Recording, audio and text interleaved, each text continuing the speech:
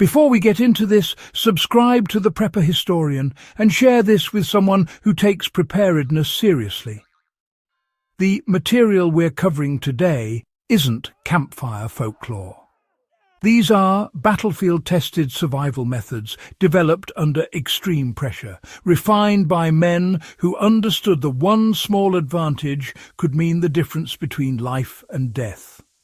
Some were so effective they were restricted, classified, or deliberately undertaught to prevent them from falling into enemy hands.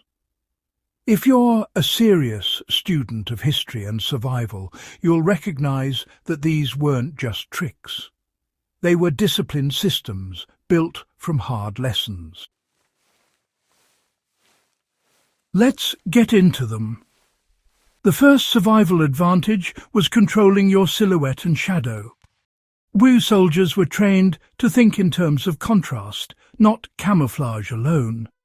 A perfectly camouflaged uniform meant nothing if your outline was sharp against the horizon. Snipers and reconnaissance units were drilled to avoid skyline exposure at all costs.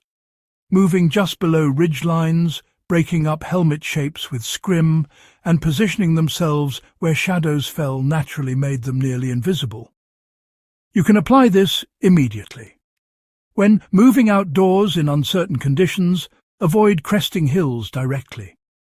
Stay low, stay off ridgelines, and pay attention to light sources. Even in urban environments, standing under a streetlight or in a doorway creates a clear silhouette. Awareness of contrast is more important than the clothing you're wearing. The second was the art of micro-rest and controlled sleep deprivation. Infantry units in prolonged operations could not afford full rest cycles. Instead, they practiced staggered micro-rest periods. Fighter pilots and special operations units mastered short controlled sleep intervals, sometimes 10 to 20 minutes, while others maintained watch. Modern preparedness benefits directly from this. Train yourself to function after short rest intervals without panic. Practice rotating watch schedules during camping or group exercises. Learn how your cognition changes under fatigue. WWII soldiers didn't wait to feel rested. They learned to operate effectively under controlled exhaustion. The third was silent communication systems in the field. Hand signals, touch signals, and even small environmental markers were used extensively to avoid verbal exposure. British commandos and OSS teams developed quiet communication protocols that required no spoken word. A pebble placed at a certain angle, a twig bent subtly, or a prearranged tap on the shoulder could convey complex instructions. In a preparedness context, develop silent signals within your family or group. Practice moving through a space without speaking. Agree on simple non-verbal cues for danger, regroup, or retreat. Silence preserves information control. Noise broadcasts vulnerability.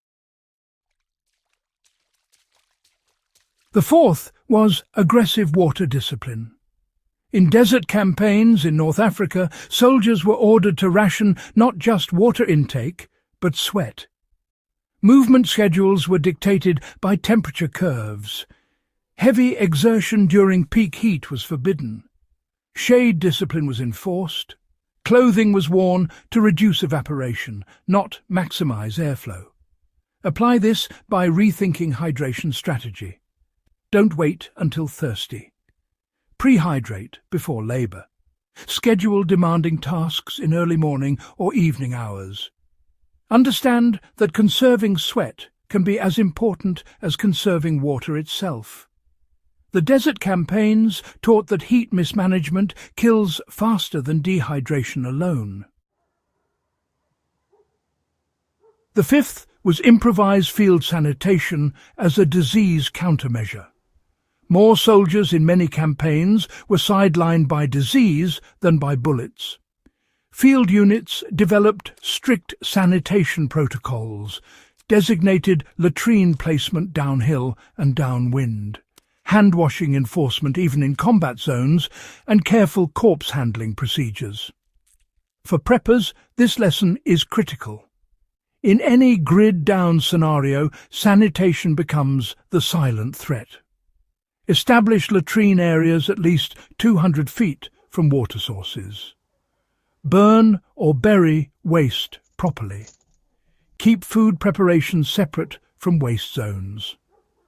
WWII commanders understood that invisible enemies often cause the highest casualty rates. The sixth was layered deception and misdirection.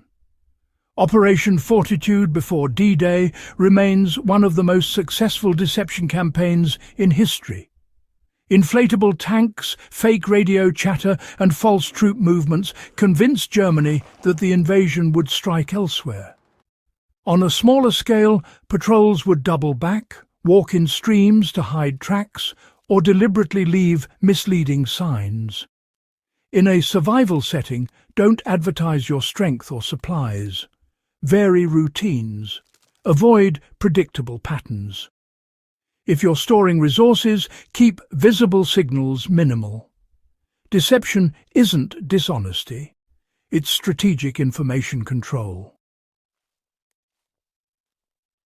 The seventh was cold weather insulation through layering science. Eastern Front troops learned quickly that cotton kills in winter. Wool retained insulating properties even when damp. Soldiers layered thin materials rather than relying on one heavy garment. Air trapped between layers created insulation. Modern survivalists should adopt the same system. Base layer for moisture control, insulating mid-layer, protective outer shell. Avoid sweating into heavy cotton clothing. In cold weather training, practice adjusting layers before overheating. Many winter casualties were preventable with disciplined clothing management. The eighth was mental compartmentalization under extreme stress. Elite units were trained to narrow focus to immediate tasks.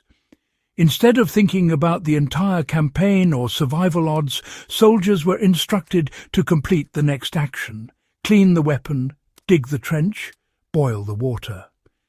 Breaking overwhelming situations into manageable segments preserved psychological stability. This applies directly to crisis management today. When faced with uncertainty, focus on one concrete action at a time. Secure water. Secure shelter. Secure communication. WWII survival doctrine understood that panic is amplified by abstraction. Control the next step and you control momentum. These 8 survival principles were not dramatic stunts. They were disciplined habits forged in global conflict. Control your silhouette. Master micro-rest. Communicate silently. Respect heat. Enforce sanitation. Practice deception. Layer intelligently. Compartmentalize mentally. History isn't entertainment. It's instruction written in consequence. If you found value in this breakdown, subscribe to The Prepper Historian and share this with someone who studies history seriously. The past still has lessons most people are ignoring.